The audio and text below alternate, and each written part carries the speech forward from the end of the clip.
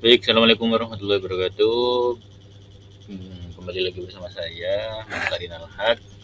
Di sini kita akan mempelajari terkait materi routing dinamis. Karena kemarin sudah mempelajari routing statis, kita beranjak ke routing dinamis modul 5. Nah, untuk tugas pendahuluan silakan dikerjakan terlebih dahulu agar memahami konsepnya. Untuk tujuannya seperti ini. Nah, untuk landasan teori, saya jelaskan sedikit. Untuk routing dinamis ini metode di mana router secara otomatis menentukan dan memperbarui jalur terbaik untuk mengirimkan data antar jaringan.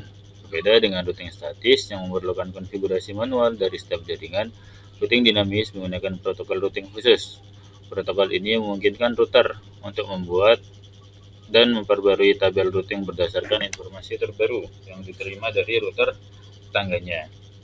Nah, keuntungannya ada fleksibilitas dan skalabilitasnya. Cocok untuk jaringan besar dan eh, enak gitu. Selanjutnya, ini bisa dibaca sendiri ya teman-teman. Algoritma routing statis ada algoritma distance vector, link state, sama algoritma hybrid. Nah, ini sesuai dengan kebutuhan masing-masing. Untuk distance vector ini biasanya dipakai di RIP. Untuk link state ini dipakai di OSPF, dan untuk yang hybrid ini dipakai di IGRP, dan path vector ini dipakai di BGP. Nah, kenapa kok dipakai di masing-masing itu? Silakan dipelajari masing-masing.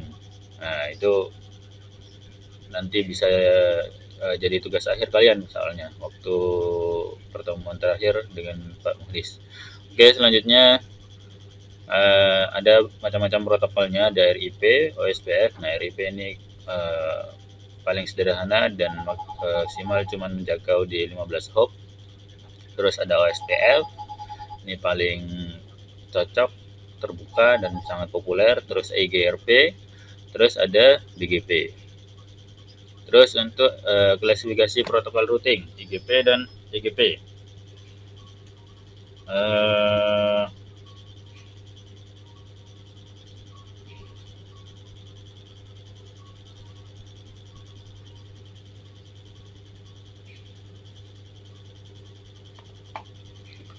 Terus ada konsep administratif distance, nah, atau AD. Ini yang menjelaskan beberapa protokol routing sekaligus, berarti kombinasi antara routing dinamis, misal OSPF dan EGRP secara bersamaan. Nah, nanti gimana logika dari router tersebut, jalurnya itu seperti apa. Nah, dari router tersebut akan mencari dengan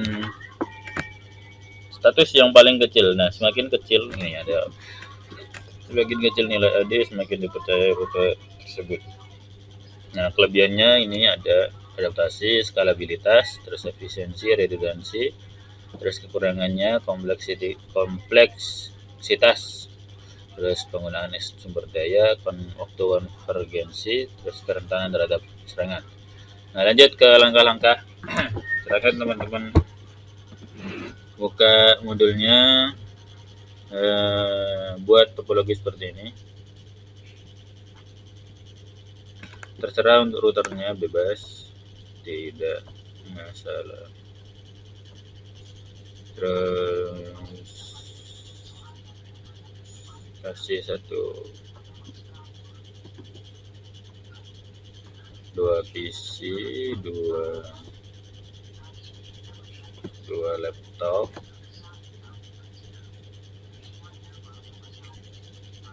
sama 1 switch, lalu disambung.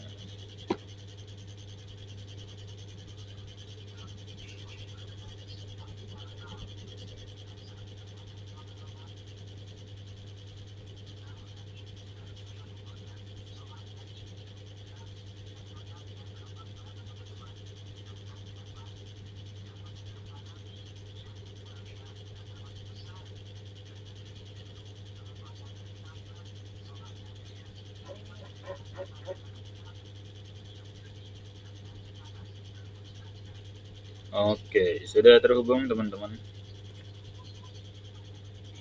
Kurang lebih seperti ini. Jadi silakan disesuaikan dengan penyesuaian di masing-masing laptopnya teman-teman sendiri, di masing-masing Cisco-nya. Untuk part pertama, silakan teman-teman masukkan IP secara otomatis menggunakan router. Nah, jadi ternyata teman-teman di modul ini juga dijelaskan bahwasanya kita bisa memasukkan IP secara DHCP atau secara otomatis melalui router dengan menggunakan CLI. Nah, kalau teman-teman bertanya apakah bisa pakai GUI, tidak bisa. Jadi harus belajar pakai CLI. Kalau tidak belajar sama dengan tidak bisa. Seperti itu teman-teman ya. Nah, jadi silakan masukkan ini ya. Biar enak saya jelaskan juga. Nah, silakan masuk ke router, masuk ke bagian CLI. Nah, ini ada yes no, silakan tekan no aja, terus enable konfigurasi terminal atau conft, terus apa lupa saya. Nah terus ini masukkan IP DHCP exclude address 92. Oh iya, lupa IP-nya belum dimasukkan ya, biar gak bingung. Kita masukkan dulu IP-nya. Mana ini? Nah, ini IP-nya silakan dimasukkan 10.1, 10.2. Oh iya, betul. 162, 168.10.1, 168.10.2, terus 1.0, 2.0.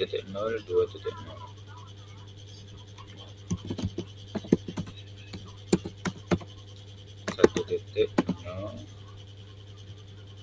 2, 1 nol, 2 titik nol.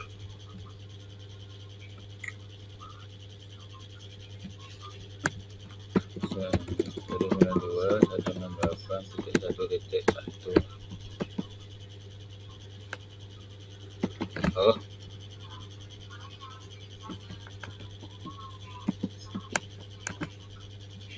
ya, nanti saya jelaskan. Oke, lanjut. Nah, ini saya inisialisasi pakai 0 aja biar cepat. Jadi gimana caranya memasukkan IP secara DHCP atau otomatis di menggunakan router? Jadi setelah masuk ke bagian enable, lalu konfigurasi terminal atau conft, teman-teman masuk ke ketikan IP DHCP excluded address 192.168.10.1. Kenapa titik 10.1? Nah, teman-teman kalau teman-teman pintar bahasa Inggris ya, ini silakan diterjemahkan IP DHCP kecuali alamat 192.168.10.1. Nah, kenapa 1.10.1 ini dikecualikan? Karena titik 10.1 ini mau dipakai sama routernya. Jadi teman-teman kalau memasukkan IP DHCP silakan ketikkan ini dulu. Karena apa? Karena kalau tidak dimasukkan seperti ini nanti otomatis IP routernya nanti acak, tidak seperti yang teman-teman mau gitu. Jadi silakan ketik seperti ini terus di enter. Nah, kalau tidak ada apa-apa, tidak ada komentar di bawahnya berarti benar. Kalau ada komentar silakan dicek lagi, ini ada D-nya 2, S-nya 2, ada strip setelah excluded. Nah, jadi teman-teman silakan kalau tidak jelas silakan lihat modulnya. Nah, ini ada IP DHCP excluded address 192.168.1.1. Nah, ya, ini titik 1.1. Berarti ini aku salah. Ulangi lagi. Bukan titik 10, titik 1. Mohon maaf, jadi kita ngikut modul titik 1.1. Nah, ini kenapa ada 192.168.1.10? Itu inisialisasi buat dikecualikan di IP 1 sampai dengan IP 10. Jadi nanti di kliennya atau di PC itu mulainya nanti otomatis IP 11. Jadi PC 0 11, PC 1 11. karena ini ada sampainya. Jadi karena saya tidak mau ya nanti teman-teman bisa coba ya versi saya sama versi yang ini. Nanti kita coba dua-duanya aja. Jadi saya yang pertama itu coba yang versi ini, versi saya yang tanpa sampai. Jadi 192.168.1.1 tidak ada lagi 192 bla bla bla bla sampai titik 10. Nah, ini karena inisialisasi buat IP1 sampai IP10 itu dikecualikan karena mau dipakai oleh router seperti itu. Nah, selanjutnya sudah sudah mengecualikan IP buat routernya, teman-teman bikin alamat IP DHCP-nya mau dinamakan apa. Jadi gini, IP DHCP pool kalau di modul klien A tidak boleh ada spasi, dipakai strip atau pakai underscore klien A.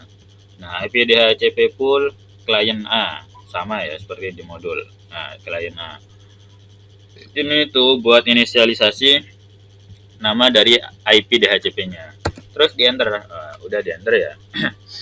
Tidak ada masalah, berarti tidak ada yang salah seperti itu. Kalau ada yang salah, silakan diteliti. Terus network. Nah, kemarin sudah saya jelaskan bahwa network selamanya 0. Network selamanya 0. Jadi silakan dinolkan. Network, teman-teman ketik network 192.168.1.0 255.255.255.0. Kenapa belakangnya 0? Karena prefix 24. Nah, ini semuanya prefix 24, jadi belakangnya otomatis 0 seperti itu. Jadi kalau nanti prefixnya 25 ya belakangnya 128 seperti itu. Disesuaikan aja sama prefix yang ada di soal.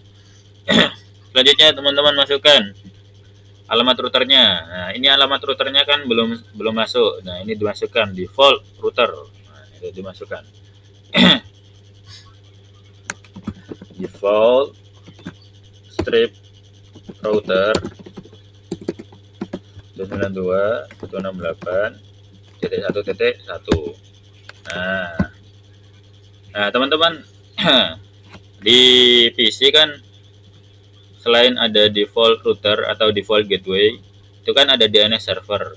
Nah, silakan teman-teman, kalau di sini tidak ada DNS servernya, nanti kita satu masukkan, satu tidak ya, biar enak. Nah, biar tahu bedanya. Nah, itu teman-teman tambahi sama DNS strip server 192.168.1.1. Enter. Sudah, teman-teman exit. Ya, sudah. Teman-teman exit lagi. Nah, habis. Seperti ini sampai tampilannya seperti ini lagi. Nah, jangan lupa ini kan sudah diatur biar IP-nya DHCP. Nah, kalau teman-teman kecepatan ini screenshot aja, terus masukkan satu-satu. Yang ini tadi salah ya, yang ini salah. Ini salah. Nah, jadi tidak usah. Saya hapus saja ya. Tuh, ada.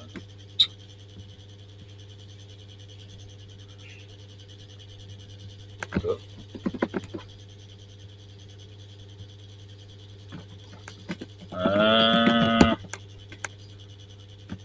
Mana DHCP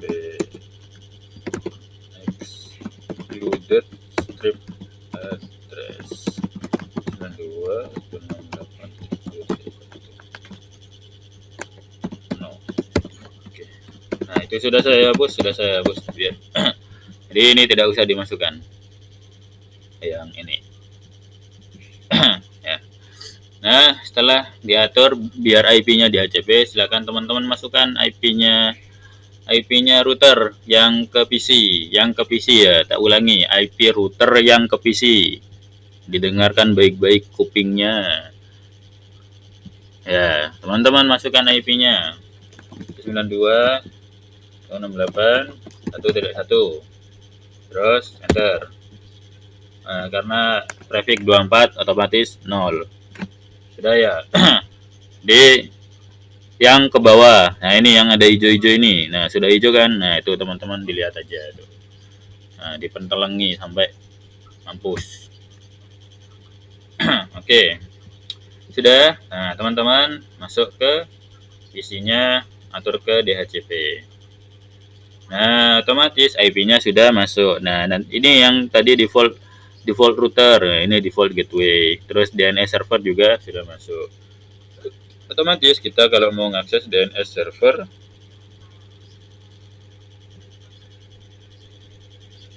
ya tidak bisa, kan tidak ada anunya, tidak ada servernya. Nah cuman biar masuk aja. Nah PC satunya masukkan.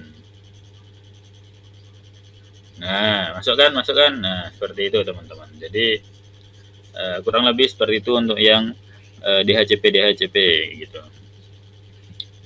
Lanjut ke router satunya, router kanan.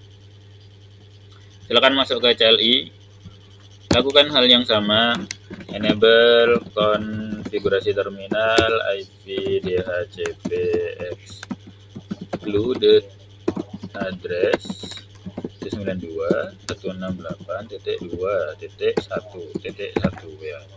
Titik 2.1. Nah, ini karena yang ke bawah titik 2 kan. Ini ada kesalahan.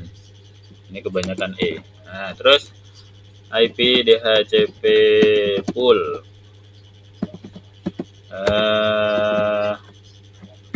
klien B. Nah, terus apa tadi? Network 92.168.255.255.255.0, terus default router 192.168.2.1, terus DNS server 92 sama 168.2.1, terus sudah. Nah sudah, terus exit, masuk ke config, masuk ke sambungan yang ke bawah, jangan lupa di on, terus masukkan IP-nya 192.168.2.1, enter. Terus oh iya lupa ya tadi ya, mau uji coba yang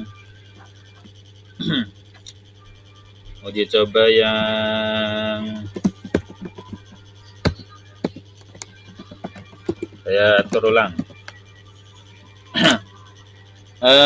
Mana tadi IP DHCP full,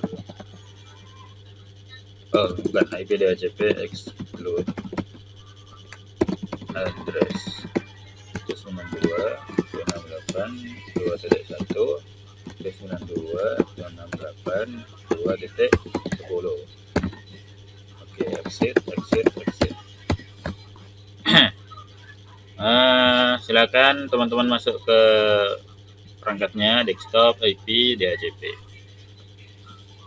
dan jeng. Nah, maka otomatis IP-nya ada di angka 11 karena tadi sudah tak atur bahwasanya untuk IP DHCP exclude-nya nyampe 1 sampai 10 seperti itu. Jadi itu tadi bedanya teman-teman. Nah, ini DNS servernya juga sudah masuk. Tadi saya atur juga lupa. Harusnya tidak diatur. Oke, untuk yang ke PC sudah. Nah, sekarang antar routernya. Nah, untuk yang ke PC kan sudah aman. Alamat sudah otomatis, sudah aman. Nah, kita masuk ke routingnya. Nah, namanya routing. Nah, routing dinamis itu pasti pakai CLI, ngoding. Nah, kecuali RIP, nanti ada hacknya. Nah, kita masuk ke routing RIP. Mungkin akan saya lanjut potong untuk video selanjutnya biar enak teman-teman untuk belajarnya tidak panjang-panjang seperti itu.